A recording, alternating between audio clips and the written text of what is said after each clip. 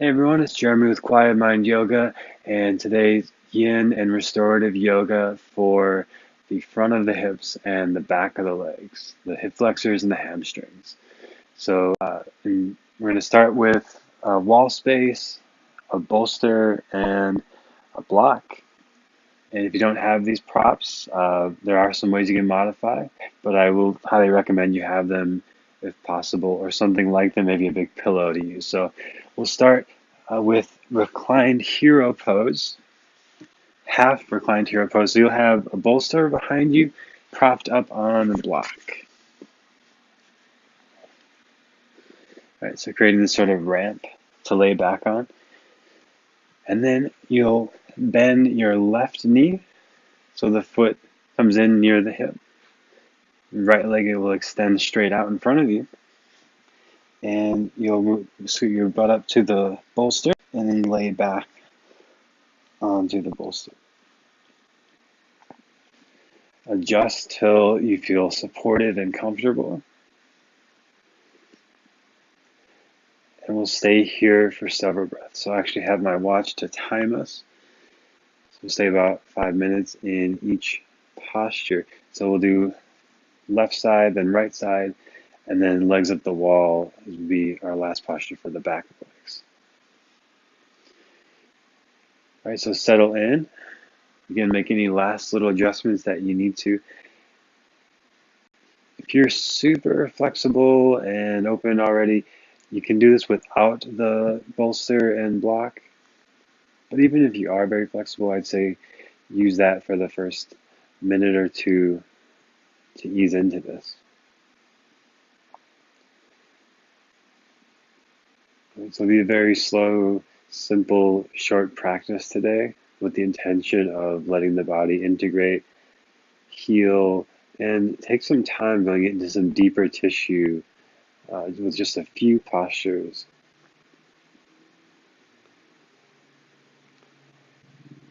Yin yoga works with the meridians, so working with the stomach meridian that goes up each leg along the front of the body, and the bladder meridian, which goes up each leg along the back of the body.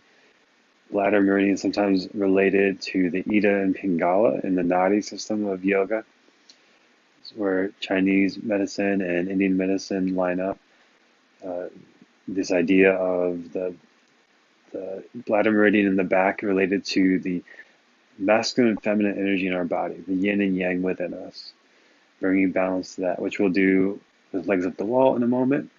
But for now, this focuses more on the stomach meridian, the front of the body. If you ever have any digestive issues, bloating, gas, indigestion, these kind of postures, these front hip openers may be helpful for that.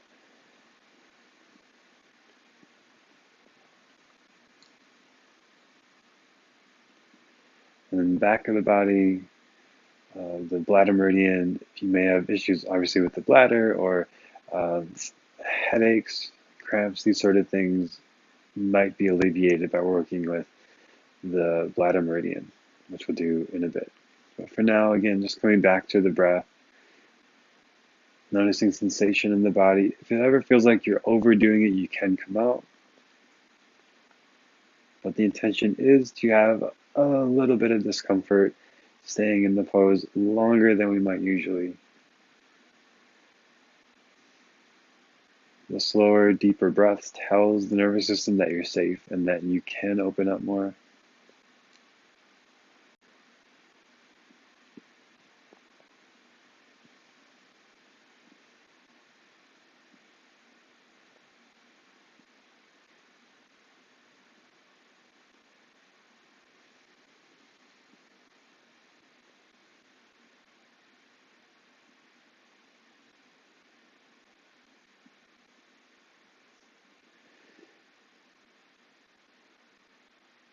We're more than halfway through, and if you're starting to feel like you want a little more intensity to this, you can start to bend the right knee and press into the right foot and press into the left shin to engage the front of the hip a little more.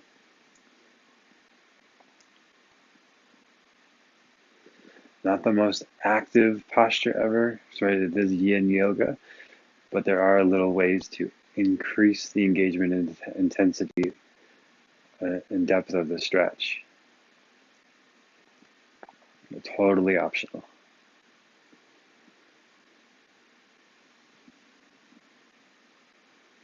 Right? Another little subtle cue, you could slightly draw your navel in, like you're just doing 1 millimeter of cat pose, like you're about to go in that direction with the navel and the spine.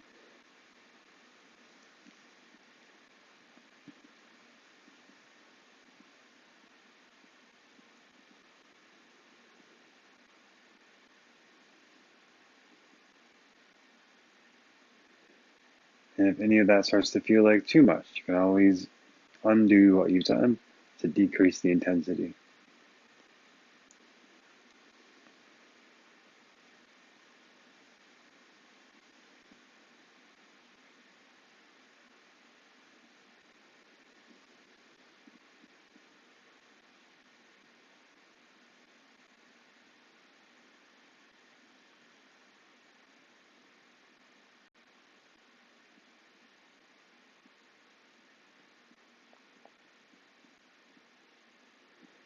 And then we'll start to transition out from here.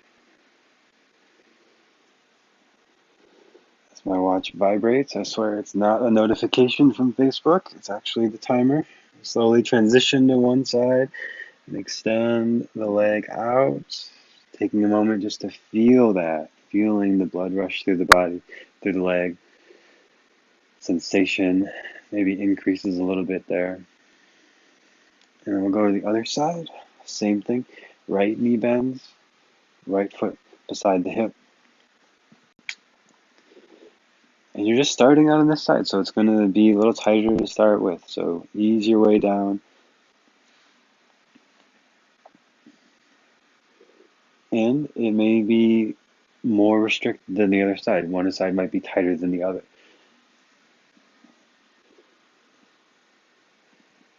So do what is needed and appropriate on each side. Treat each posture, each side of a posture as if it's a new pose altogether.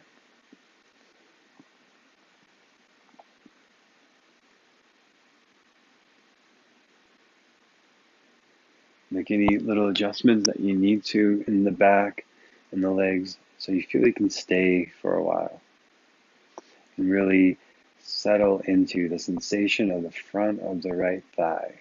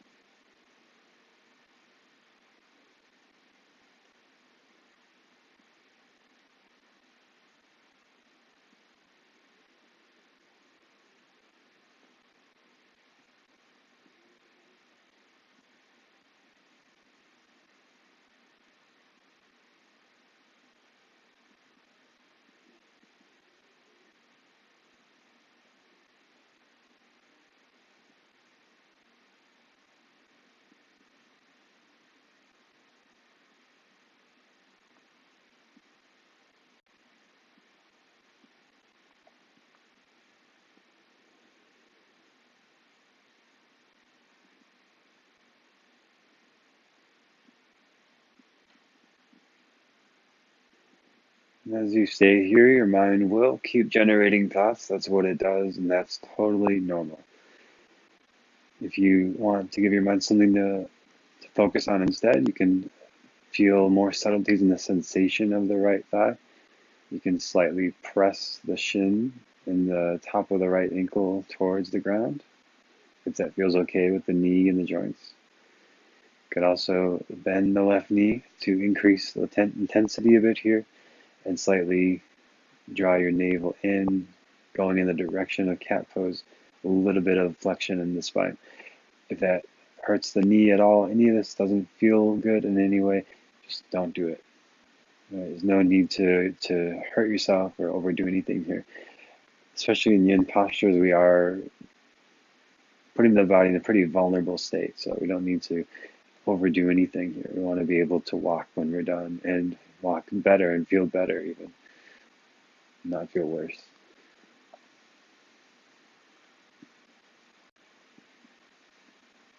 And if you find the mind wandering and you're still feeling sensation in the body, you can notice the little spaces between each breath, almost like you're breathing in slow motion, just noticing where each breath begins and ends.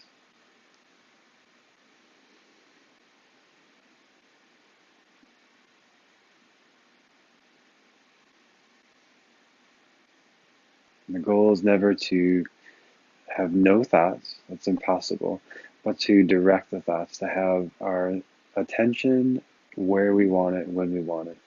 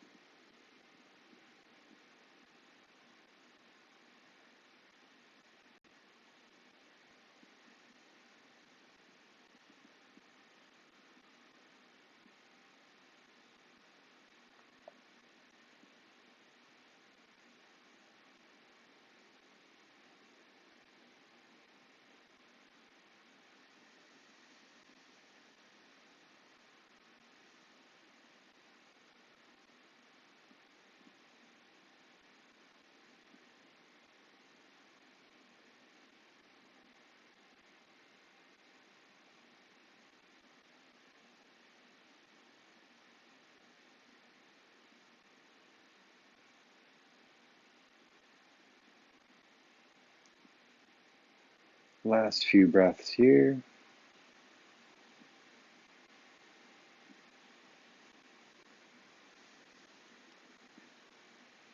And start to transition over to one side.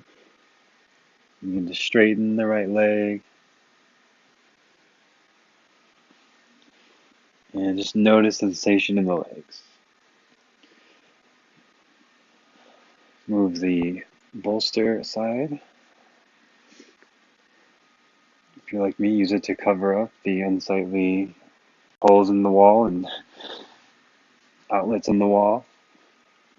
And then you can use a strap for this. I forgot to say that in the beginning, but it's totally optional. If you have a strap nearby, use it. If not, no problem. We're going to go to legs up the wall, so you'll move your hips over to the wall and then rotate so that your legs come up the wall, heels against the wall. If you have a strap nearby, you can make a loop. If not, you'll be just fine. Same posture anyway. But if you have the strap, make a loop that's about hip width. And we'll place the legs inside that loop so that the legs are held up in this posture without us doing any effort. Right, so like around the thighs, above the knees, and definitely not on the knees, but in this medial area where the legs, we try to open them, they won't go. Right, so they're just held there without any effort. If you don't have a strap, don't worry about it. Same thing. And we'll have about 5 minutes here, legs up the wall. Hypertonic Karani. If you, again, if you have thoughts going through the mind, bring attention to the breath and the spaces between each breath as a way to focus the mind on something that's happening in the present moment.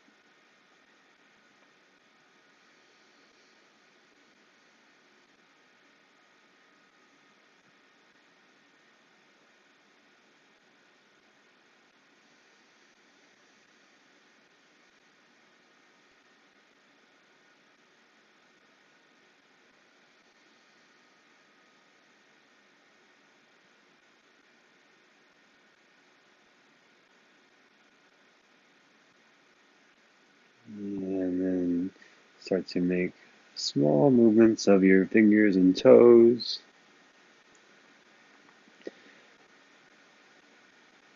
And before you move too fast, we'll start to slowly slide the heels down the wall to bend the knees. If you have the strap, remove it. And we'll bring the knees in over to one side. Rest for a moment on the side. And then top arm presses down into the ground. Press yourself back up to sitting. And just for a moment, any comfortable seated posture, Sukhasana, palms open, shoulders down the back.